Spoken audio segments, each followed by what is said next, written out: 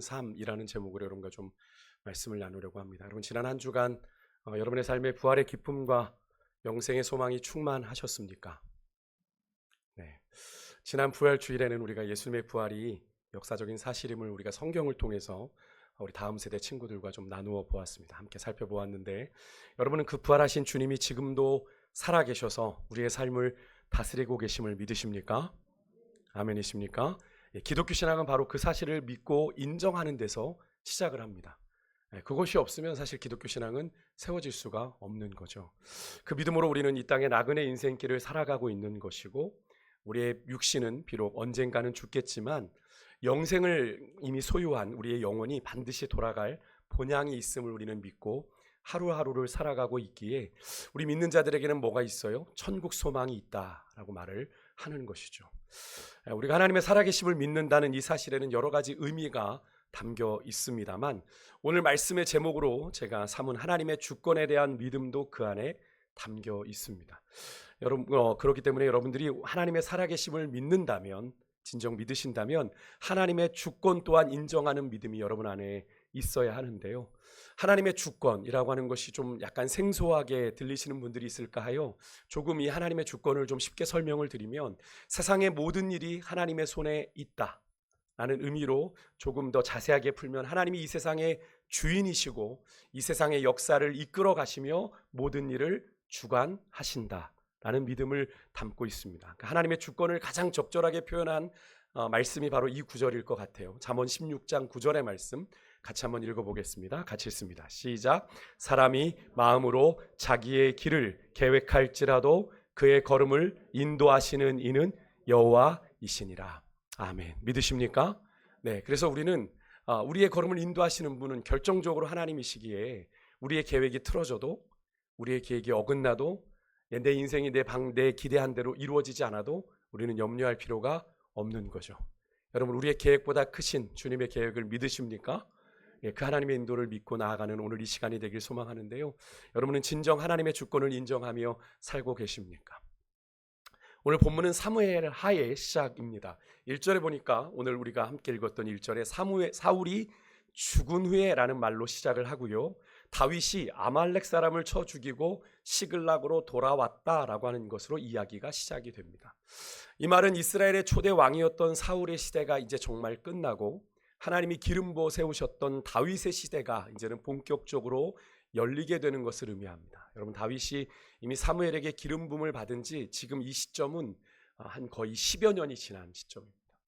이미 기름 부음 받고 10여 년이 지난 세월. 다윗은 어떤 삶을 살았습니까?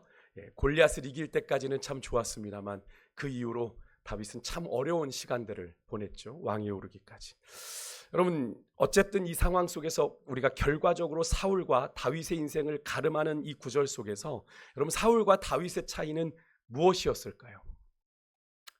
여러 가지 비교점을 우리가 찾아볼 수 있겠습니다만 결정적인 차이는 바로 이건데요. 하나님을 어떻게 생각하고 어떻게 대했느냐라는 거예요. 하나님을 어떻게 생각하고 어떻게 대했느냐. 하나님의 주권을 끝까지 인정하지 않고 인간적인 욕심으로 버티던 사울은 끝내 전장에서 비참한 최후를 맞이합니다. 그것도 자기가 자신의 칼 위에 스스로 엎드러져 목숨을 끊는 비참한 최후를 맞이하게 되는데요. 사울이 그렇게 스스로 목숨을 끊은 데에는 이런 생각이 있었습니다. 우리 사무엘상 31장 4절의 말씀을 같이 한번 읽어보겠습니다. 같이 읽습니다. 시작. 그가 무기를 든 자에게 이르되 내 칼을 빼어 그것으로 나를 찌르라. 할례 받지 않은 자들이 와서 나를 찌르고 모욕할까 두려워하노라. 하나 무기를 든 자가 심히 두려워하여 감히 행하지 아니하는지라. 이에 사울이 자기의 칼을 뽑아서 그 위에 엎드러지매. 사울이 자기 호위병사에게 자신을 찌르라 하면서 뭐라고 했어요? 할례 받지 않은 자들, 이방인들이죠. 사울과 전쟁을 했던 블레셋 사람들을 의미합니다. 블레셋 사람들이 와서 나를 찌르고 나를 모욕할까 두려우니 네가 나를 죽여달라.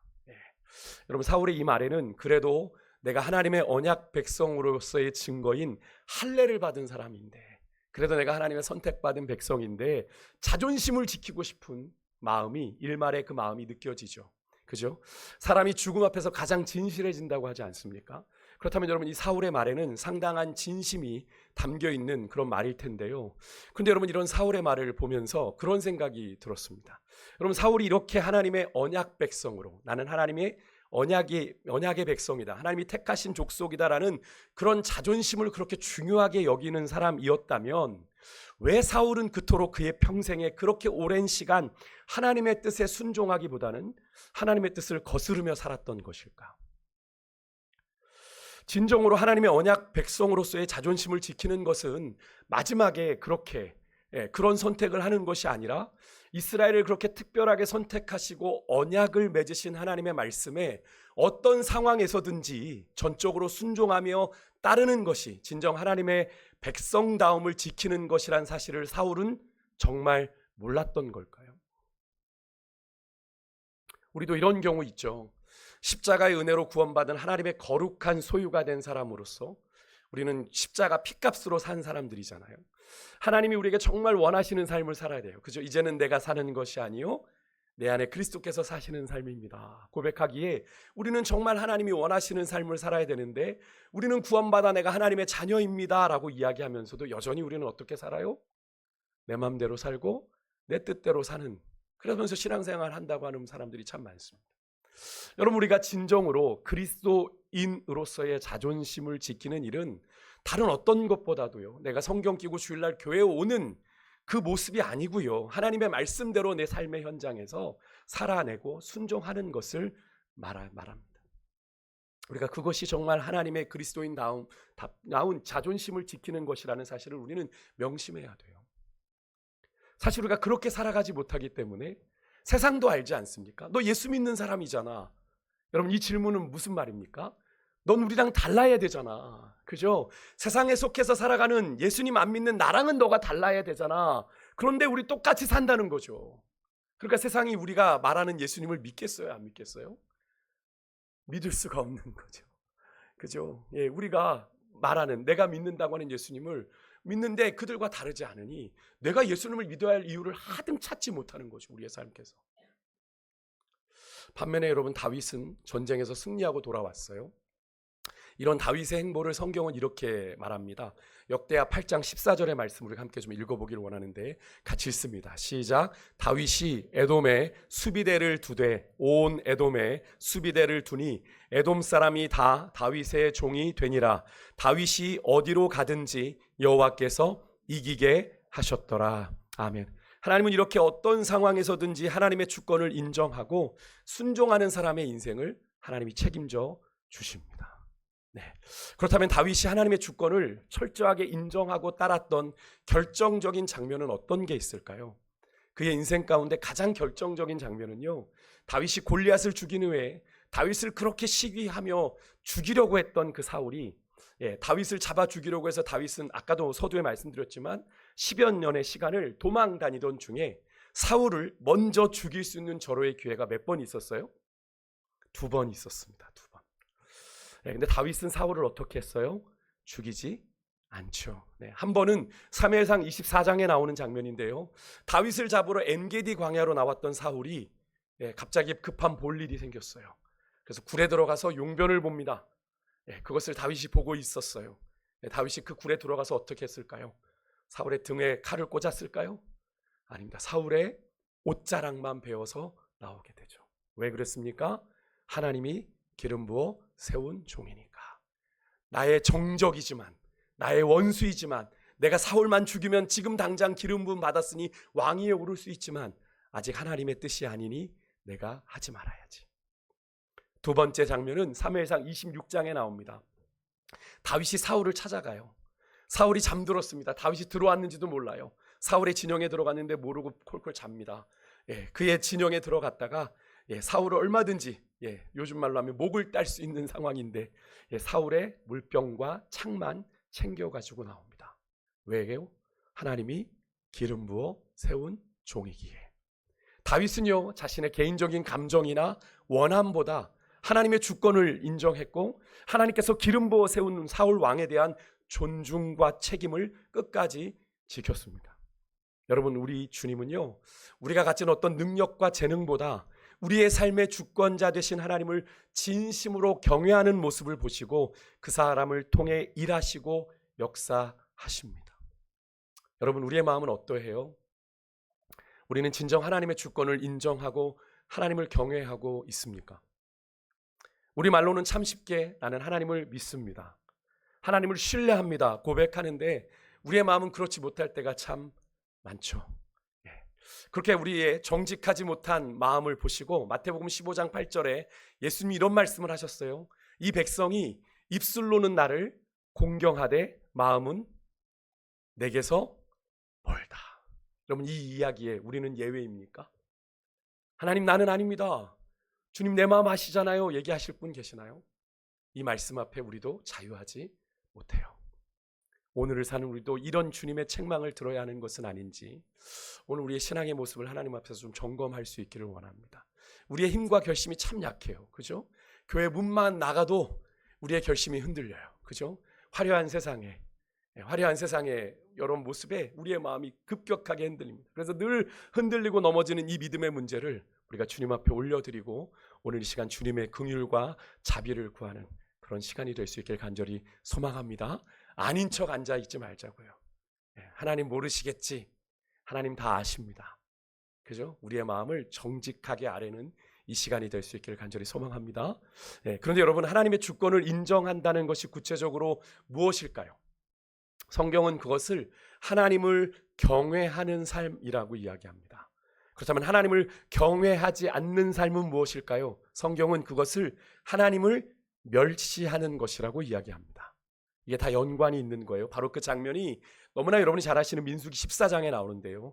먼저 우리가 민수기 14장 23절의 말씀을 같이 한번 읽어보겠습니다. 같이 읽습니다. 시작. 내가 그들의 조상들에게 맹세한 땅을 결단코 보지 못할 것이요 또 나를 멸시하는 사람은 한 사람도 그것을 보지 못하리라. 아멘. 이 말씀은 하나님께서 모세에게 그의 택한 이스라엘에 대해서 하신 말씀인데요. 저는 이 말씀에서 나를 멸시하는 사람이라는 표현을 좀 깊이 묵상해 보게 되었습니다. 여러분, 솔직히 하나님을 좀 알고 믿는다는 사람 중에서 감히 누가 하나님을 대놓고 멸시하겠습니까? 그죠?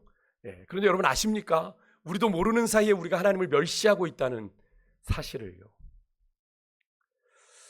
하나님을 경외하는 우리가 하나님을 멸시하고 있다는 사실을 여러분이 인지하고 계십니까? 조금 전에 이 말씀을 모세를 통해 들어야 하는 이스라엘 백성들도 하나님을 대놓고 멸시하지는 않았습니다만 그들의 말과 행동이 하나님을 멸시하는 행동이라고 하나님이 인정하셨던 거예요. 무엇 때문에? 하나님이 그렇게 조금은 과격한 편으로 이스라엘의 말과 행동을 인정하셨는지를 알려면 오늘 우리가 이 말씀의 배경을 좀 살펴봐야 되는데요. 이 말씀은 여러분이 너무나 잘 아시는 사실이에요. 이스라엘이 약속의 땅 가나안 땅에 각 지파에서 한 사람씩 선발해서 정탐꾼을 보냈던 가데스 바네아의 사건을 배경으로 하고 있어요. 너무나 잘 아시는 사건이죠. 40일 동안 약속의 땅을 정탐하고 돌아와서 12명의 정탐꾼들은 이구동성으로 그 땅은 하나님이 약속하신 대로 젖과 꿀이 흐르는 땅입니다를 고백해요. 민수기 13장 27절 우리 같이 한번 읽어볼게요. 같이 읽습니다. 시작. 모세에게 말하여 이르되 당신이 우리를 보낸 땅에 간즉 과연 그 땅에 젖과 꿀이 흐르는데 이것은 그 땅의 과일이니이다. 네. 그들은 하나님이 약속하신 것이 사실, 즉 진실인 것을 그들의 두 눈으로 분명히 확인했습니다. 그 증거도 가지고 왔습니다. 믿을 이유가 충분합니다. 믿을 근거가 충분합니다. 그런데 그들의 보고는 거기서 끝나지 않습니다. 그죠? 그 땅 거주민은 너무나 강하고 성읍은 견고하고 힘이 커서 하늘에 닿았고 거기에서 거인인 안악자손을 보았다고 보고하면서 그 땅에 사는 우리보다 강한 민족으로 인해서 우리가 그 땅을 차지하기는 어렵습니다. 불가능합니다라는 부정적인 보고를 10명의 정탐꾼들이 다 쏟아내고 그들의 평가까지 더해집니다. 그들의 비난이 우리는 뭡니까? 메뚜기입니다 라고 하는 악평까지 쏟아내죠. 그들의 해석입니다. 분명 믿음의 사실을 확인했는데도 믿음의 고백을 하는 것이 아니라 믿음과는 전혀 상관없는 불신앙의 고백을 이들이 하고 있다라는 거죠. 그로 인해서 여러분 백성들이 동요하게 되고요. 이스라엘 백성들이 밤새도록 통곡합니다. 그리고 모세와 아론을 향해 원망과 불평을 쏟아내요. 차라리 애굽 땅에서 죽게 내비두지 아니면 광야에서라도 죽었으면 좋았을 것을 야, 우리 이제 약속의 땅 목전에 두고 약속의 땅에 들어가서 죽는 거야? 야, 차라리 애굽으로 지도자 따로 세워서 돌아가자, 이런 얘기를 하는 거예요. 그러자 모세와 아론이, 또 정탐꾼 중에 일부였던 여호수아 갈렙이 백성들을 향해 하나님이 주신 약속 있지 않냐, 그 약속 믿고 올라가자라고 얘기하며 백성들을 다독여보지만 듣지 않죠. 백성들은 그저 모세와 아론, 그런 여호수아 갈렙을 오히려 돌로 치려고 합니다. 그러자 하나님께서 그들 가운데 나타나 이렇게 말씀하세요. 민수기 14장 11절입니다. 함께 읽겠습니다. 시작. 여호와께서 모세에게 이르시되 이 백성이 어느 때까지 나를 멸시하겠느냐, 내가 그들 중에 많은 이적을 행하였으나 어느 때까지 나를 믿지 않겠느냐. 여러분, 하나님께서 모세에게 뭐라고 말씀하시는지를 잘 보십시오. 이 백성이 어느 때까지 나를 멸시하겠느냐라고 말씀하세요. 여기서 하나님을 멸시한다는 것이 무엇인지를 우리가 알 수 있어요. 하나님을 향해 삿대질하고 욕하는 게 하나님을 멸시하는 게 아니라, 여러분, 이어지는 구절이 바로 그것이죠. 하나님이 이스라엘 중에 많은 이적을 행하셨지만, 하나님의 살아계심을 보여줬지만 여전히 하나님을 믿지 않는 것. 그래서 여러분, 하나님께서는 지금의 이스라엘을 전염병으로 다 죽이시고 다시 크고 강한 나라를 이루어 모세에 너에게 맡겨줄겠다라는 약속까지 하세요. 하나님이 아주 화가 많이 나신 장면입니다. 이렇게 하나님이 맹렬하게 진노하시는 경우도 성경에는 흔하지 않은 장면인 것 같은데, 그러자 모세가 그런 하나님의 맹렬한 진노 앞에서 하나님 그럼에도 불구하고 지금까지 참아주시지 않았습니까? 애굽에서 이 가데스 바네아까지 이르는 동안 하나님 이스라엘이 수없이 주님을 배반했지만 주님 죄를 사해 주셨던 것처럼 이번에도 하나님 이스라엘의 죄를 사해 주십시오. 하나님께 간절히 기도하니 하나님이 뜻을 돌이키시고 이스라엘을 사해 주시죠. 용서해 주십니다. 하지만 하나님께서 모세의 중보기도에 응답하셔서 이스라엘의 죄를 사하여 주시기는 했습니다만, 여러분, 그들의 범죄함에 대한 대가를 그들이 지불하게 하시는데 그 대가가 너무나도 혹독하고 엄중합니다. 하나님이 이렇게 맹세하시는 경우도 흔하지 않은데, 민수기 14장 21절 한번 보시겠어요? 한번 같이 읽겠습니다. 시작. 그러나 진실로 내가 살아있는 것과 여호와의 영광이 온 세계에 충만할 것을 두고 맹세하노니, 이렇게 말합니다. 하나님이 무엇을 두고 맹세하셨어요? 사실 하나님이 이렇게 맹세하시는 경우도 성경에 드문 경우죠. 그죠? 흔하지 않은 경우입니다. 하나님의 말씀은 그냥 선포되는 대로 바로 이루어지는 것을, 성취를 전제로 할 만큼 확실하잖아요. 그럼에도 불구하고 하나님이 이런 맹세까지 더 붙이신다라는 건 뭡니까? 하나님의 이 말씀은 절대로 변개할 수 없는 하나님의 결정적인 뜻이다라는 의미죠. 절대로 바뀌지 않는. 정말 무서운 선포죠. 그런데 여러분, 이 맹세의 조건을 보십시오. 하나님이 맹세하신 것, 내가 살아있는 것과 여호와의 영광이 온 세계에 충만할 것을 두고 맹세하시는데, 이게 무슨 말입니까? 하나님이 살아계신 것, 하나님은 언제까지 살아계시죠? 영원부터 영원까지. 그죠? 하나님이 영원하신 존재니까 여기서 내가 살아있는 것은 영원을 의미하는 거예요. 영원을. 그리고 여호와의 영광이 온 세계에 충만하다. 여기서 영광은 하나님의 권능이 온 땅에 가득한 것을 의미합니다. 다른 표현으로 온 세상에 하나님의 능력과 공의가 드러나도록 내가 맹세하겠다. 너무나 자명한 일 아니겠어요? 도무지 변개될 수 없는 하나님의 단호한 맹세다. 이 말씀은 절대로 바뀌지 않는다. 여러분, 하나님께서 이렇게 단호하게 맹세를 하신 적이 있나 싶은 정말 두려운 장면이지 않습니까? 하나님께서 이렇게 단호하게 맹세하신 이유가 이어지는데, 민수기 14장 22절 함께 읽겠습니다. 우리 같이 읽습니다. 시작. 내 영광과 애국과 광야에서 행한 내 이적을 보고서도 이같이 10번이나 나를 시험하고 내 목소리를 청종하지 아니한 그 사람들. 내 영광, 하나님의 영광도 봤어요. 애굽과 광야에서 행한 하나님의 수많은 이적들을 보고도 이같이 10번이나, 여러분, 이 10번은 산술적인 숫자가 아니라는 거 잘 아시죠? 수없이 많은 이란 뜻이에요. 수없이 많은 그런 하나님의 이적을 보고도 하나님을 또 시험하고 하나님의 목소리를 청종하지 아니한 그 사람들, 누굽니까? 이스라엘 백성들이죠. 더 정확하게는 출애굽 1세대들. 출애굽 1세대들. 그래서 그들은 어떤 운명을 맞이하게 됩니까? 이어지는 23절에 보니까 하나님이 주시겠다고 맹세한 그 땅을 그들이 결코 보지 못할 거다. 그리고 나를 멸시한 사람은 한 사람도 그것을 보지 못하리라 말씀을 하시죠. 여기서 우리는 하나님을 멸시한다는 것이 무엇인지를 우리가 좀 분명하게 확인하게 됩니다. 뭐예요?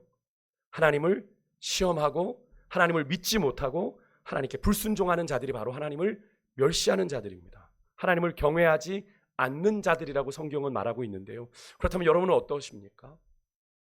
여러분은 하나님을 경외하는 자들이십니까? 이렇게 물어볼까요?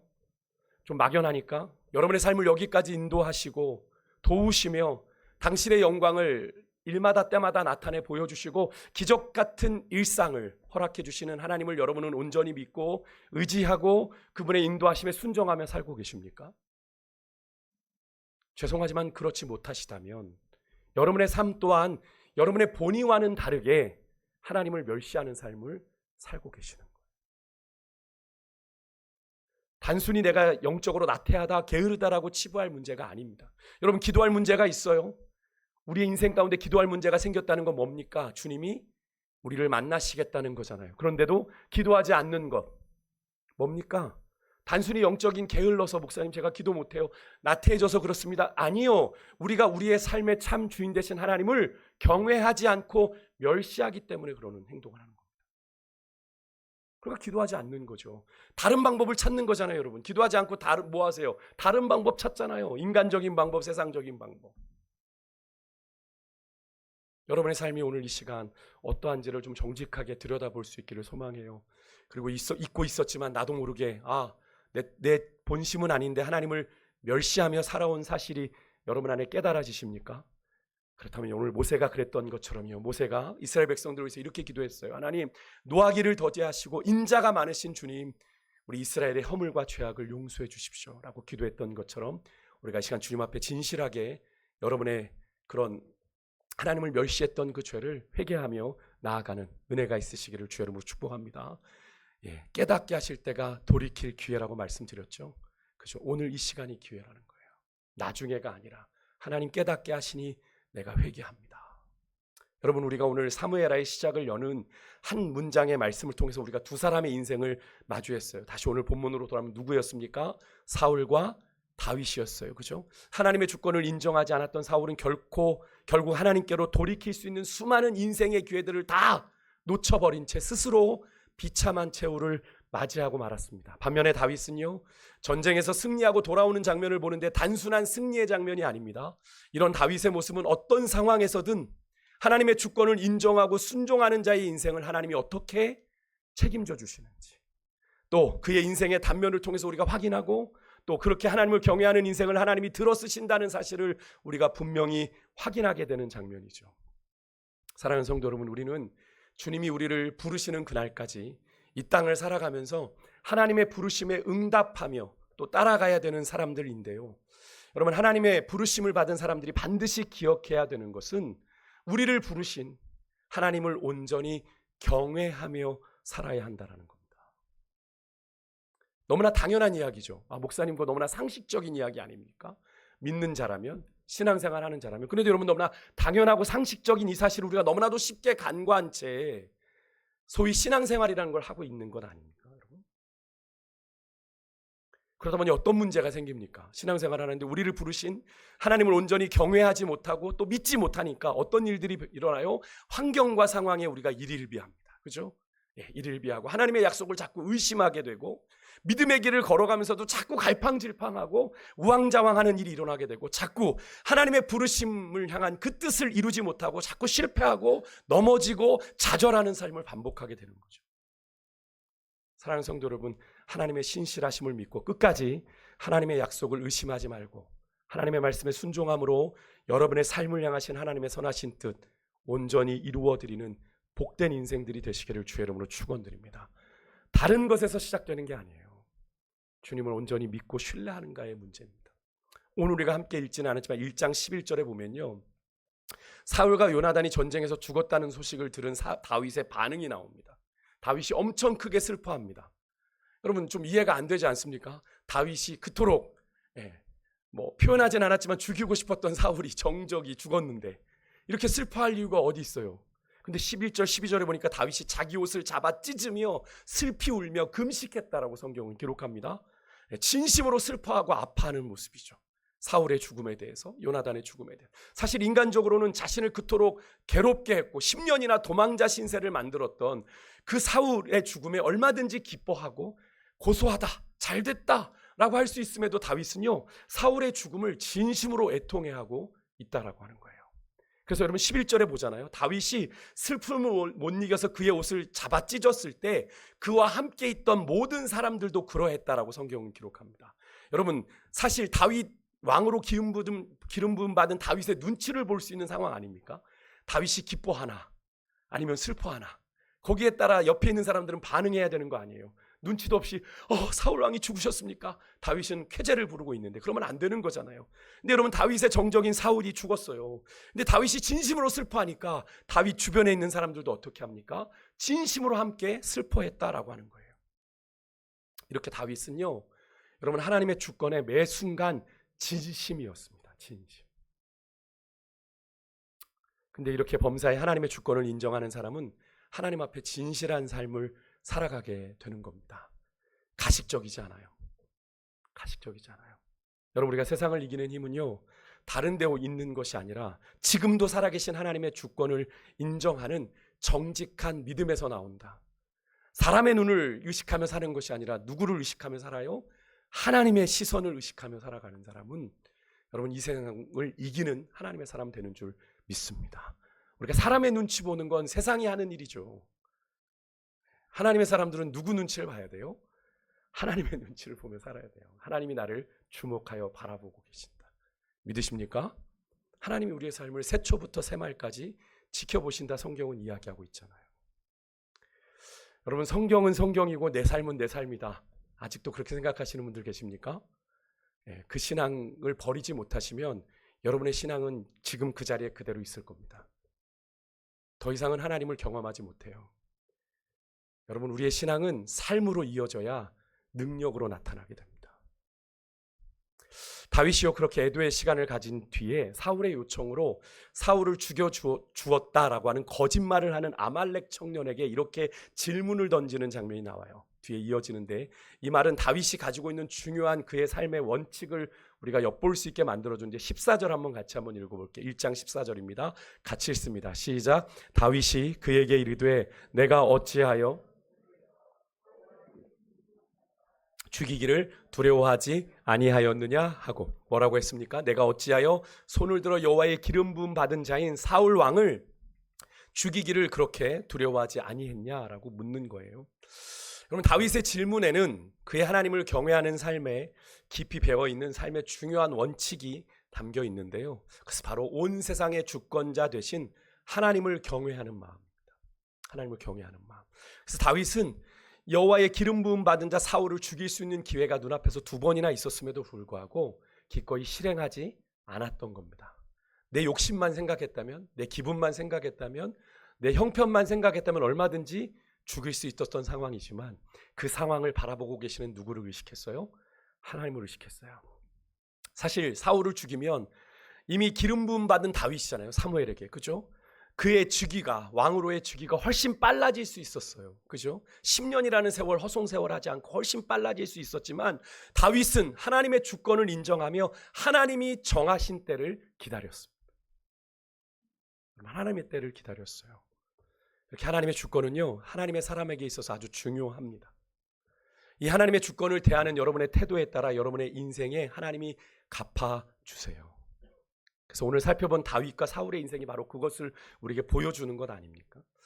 여러분, 살아계신 하나님의 주권을 신뢰하시고 순종하시기를 주의 이름으로 축복합니다. 왜? 하나님은 살아계시니까. 아까 우리 권사님 기도하셨잖아요. 여러분, 우리가 다른 건 몰라도 하나님 살아계시다는 건 믿어야 되는 거 아닙니까? 몰라. 세상에 하나님 살아계시는 걸 좀 어떻게 알아? 몰라.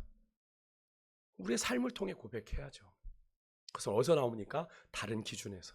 어떤 불리하고 억울한 상황 속에서도, 어떤 속상한 마음에서도 하나님의 주권을 신뢰하면 하나님이 친히 우리의 억울함을 갚아주십니다.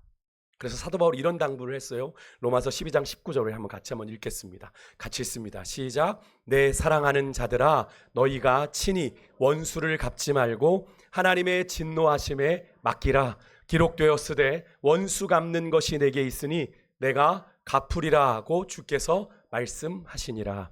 아멘. 여러분, 그리스도인은 세상 사람과 다른 존재입니다. 맞죠? 여전히 이 차이를 모르시는 분들 아니시죠? 세상과는 다른 가치, 다른 기준으로 사는 존재들이 그리스도인입니다. 왜요? 우리가 바라보는 건 세상이 아니라 하나님이니까요. 맞습니까? 맞습니까? 그 중에서 가장 분명한 차이는 하나님의 주권에 대한 태도입니다. 하나님이 주관하신다. 하나님의 손에 달렸다. 내 인생을 우리가 믿고 사는가? 세상은 하나님의 주권을 인정하지 않으니까 어떻게든 하나님의 뜻을, 그들은 하늘의 뜻이라 말하죠. 어떻게든 거스러 보려고 애를 쓰죠. 대표적인 예가 뭡니까? 무당집, 점집이죠. 아마 어떻게든 부적을 써서, 그죠? 구술해서라도 하늘의 뜻을 거스러 보려고 하는 게 세상이지 않습니까? 아마도 6.3 지방선거를 앞두고도 많은 교인들이 아마 용하다는 점집, 무당집 많이 찾아갈지 모르겠어요. 안타까운 통계지만 무당집 찾아오는 사람 중에, 손님 중에 30%가 교인이래요. 여기 계십니까 혹시? 그러지 않길 바랄 뿐인데요. 하지만 여러분, 그리스도인의 삶에 깊이 배어있는 분명한 원칙은 범사에 하나님의 주권을 인정하는 것이죠. 그래서 여러분, 그리스도인들은 이런 고백을 합니다. 한번 따라해 보실까요? 하나님은 늘 옳습니다. 믿으십니까? 하나님은 늘 옳아요. 내 생각과 달라도, 내 기대와 달라도 하나님의 뜻이 늘 옳습니다. 그래서 우리는 순종합니다. 이해가 되지 않아도, 납득이 되지 않아도, 내 마음이 기꺼이 따라가지지 않아도 나는 순종합니다. 그래서 여러분, 성도는 하나님이 세우신 사람들을 존중하고요, 하나님이 내 삶에 허락하신 여러 가지 상황들을 잘 이해가 되지 않더라도, 내 기대와 내 바람과 다르더라도 내 뜻보다 크신 주님의 계획을 기꺼이 인정합니다.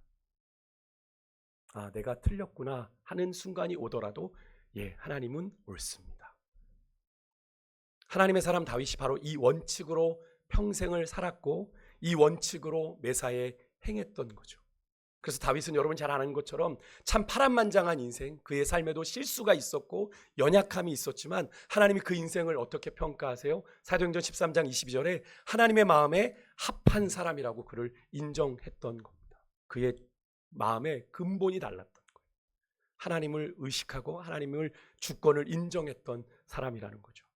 사랑하는 여러분, 여러분도 하나님의 주권을 인정하실 수 있기를 주 여러분으로 축복합니다. 우리 인간은요, 죽음이라는 한계 앞에 절망할 수밖에 없는 존재이지만 여러분, 부활하신 주님은 그 죽음의 한계를 뛰어넘어 그 죽음의 권세를 이기고 다시 살아내셔서 지금도 이 세상을 다스리시고 주관하고 계십니다. 믿으십니까? 믿으세요? 그거 못 믿으면 여러분, 우리가 가장 불쌍한 사람이라고 사도 바울이 얘기하지 않습니까? 그렇게 살아계셔서 역사하시는 주님을 우리가 존중히 여길 때 다윗에게 그러셨던 것처럼 우리 하나님 또한 우리의 삶을 존중히 여기셔서 우리 인생을 좋은 길로, 선한 길로, 완전한 길로 인도하시는 줄 믿습니다. 여러분, 이 사실을 꼭 믿으시고요, 이번 한 주간도 범사에 내가 하나님의 주권을 인정하며 살아가리라. 사람의 눈치 보는 게 아니라 사람에게 좋게 하랴 하나님께 좋게 하랴. 내가 사람의 기쁨을 구했다면 나는 하나님의 종이 아니라 고백했던 사도 바울의 고백처럼 우리가 하나님을 의식하며 코람데오의 정신으로 그렇게 살아가는 여러분의 삶이 되실 수 있기를 주 여러분으로 축복합니다. 우리 시간에 같이